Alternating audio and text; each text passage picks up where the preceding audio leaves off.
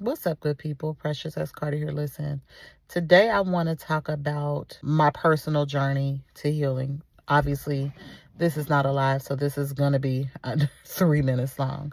But I grew up, so you got to understand me. I am a person who grew up without a mom and a father. I was born in prison, raised by my grandmother, and then moved in with my aunt when my grandmother was close to death. And when she died, I stayed with my aunt. Throughout my life, I have dealt with a lot of abuse and neglect, whether it was physical, emotional, or sexual. I didn't have the clothes that other people, like there were songs made up about the fact that I didn't have many clothes growing up. So that led me to be an extremely angry person. And I was definitely an unforgiving person early on in life. So my journey looked like I was really on the inside wanting to have relationship, but I didn't really know how to get it.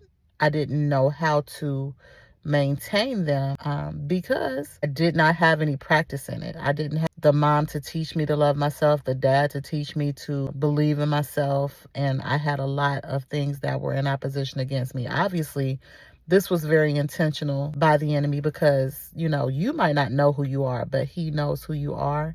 And obviously, I'm a person who's meant to impact people, specifically women, and that was who I had a great deal of mistrust for. I did for men as well, but for women, I had a great deal of mistrust for. So fast forward, when you're dealing with another situation like I was dealing with recently with the trauma that happened at work, and yes, I knew God was calling me away from the job, but no, that doesn't matter because the impact of the trauma still occurred.